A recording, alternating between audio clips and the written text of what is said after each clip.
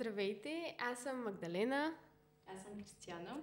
И днес са на гости ни доктор Равамбах, като тя ще ни разкаже малко повече за енергийните напитки и като цяло тяхното вредно действие, защото с Криси сме се заели с тази кауза да разпространим сред по-младите колко всъщност са вредни тези напитки, които те приемат ежедневно.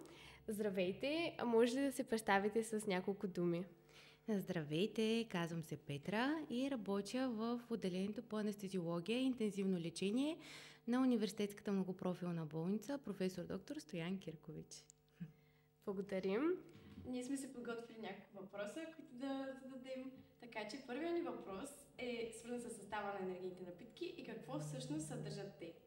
Енергийните напитки съдържат доста вещества, които, за съжаление, така имат своето действие на клетъчно ниво, което ги прави всъщност и толкова вредни. Аз самата също не знаех. Сега покрай тази тема реших да направя едно по-задълбочено проучване.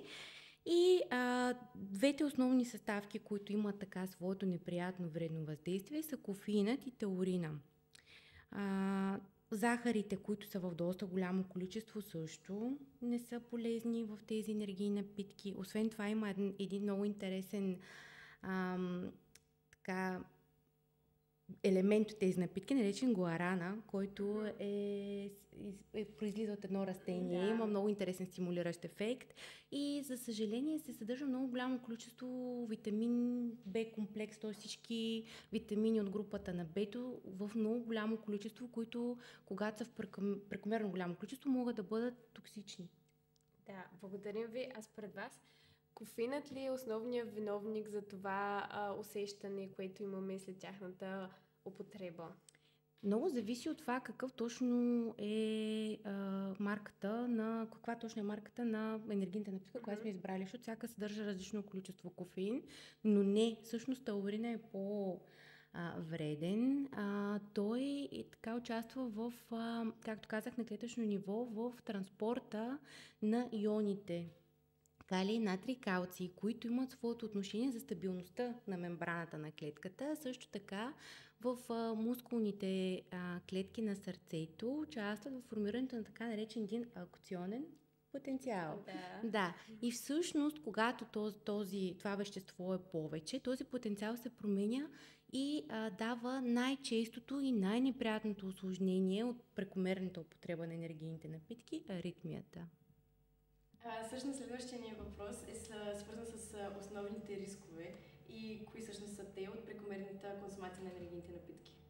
Можем да ги разделим в няколко групи. Вредното въздействие върху сърдечно-съдовата система, вредното въздействие върху нервната система и вредното въздействие върху гастроинтестиналния тракт и бъбреците.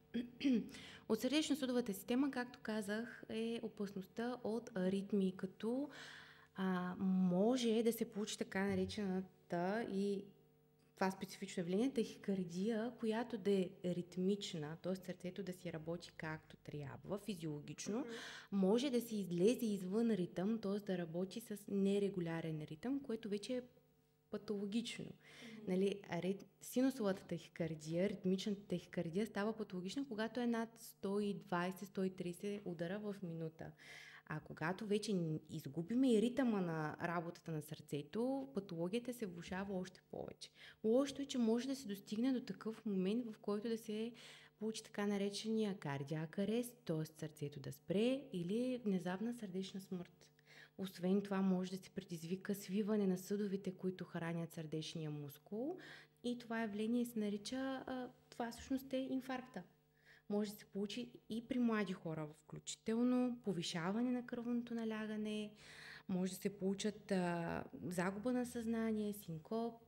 Това са така по-специфичните усложнения от сърдечно-съдовата система. От нервната система по-характерни са гърчовете, тремора, може да се получи безсъние, може да се получи как да го обясня по-просто, влошаване на състоянието на здравето на съдовете, които хранят мозъка. Оттам вие да си увредите и мозъка включително, пак той ще ви трябва дълго време.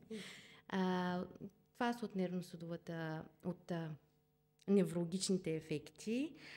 От ефектите върху гастроинтестиналния тракт, гастрит може да се получи, може да се получат панкреатит и хепатит, това са всъщност влошена функция на панкреаса и на черния дроб. Всъщност може да си увредим доста голяма част от органите с прекомерната употреба на тези вещества. За съжаление имат ефекти върху бъбреците, който е малко по-специфичен, могат да доведат до алкалоза, т.е.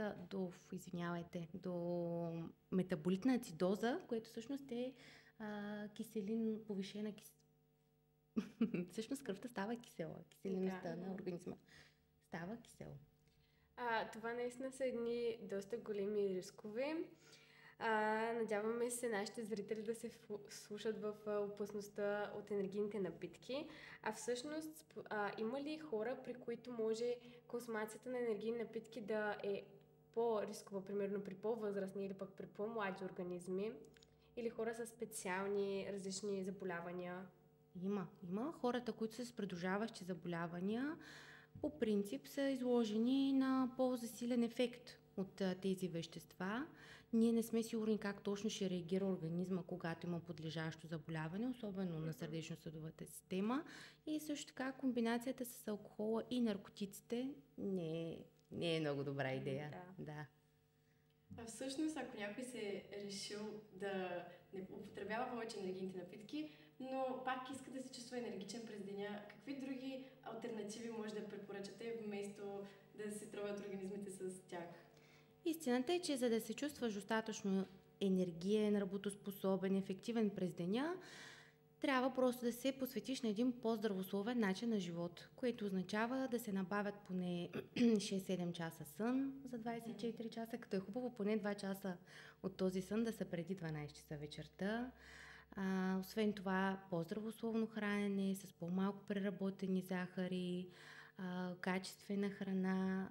Спорта е много важно нещо. Хубаво е да отделяме време за спорт, за движение, за медитация, да слушаме музика, да ходим на театър, да четем хубави книги, да си доставяме удоволствие, освен да се съсредоточаваме върху работата и ученето. Така че по-скоро един здравословен начин на живот може да доведе до това да се чувстваш достатъчно работоспособен и енергизиран, за да водиш един хубав начин на живота. Много ви благодарим. Ако трябва с едно изречение да предупредите нещо консуматорите на тези енергийни напитки, какво би било то?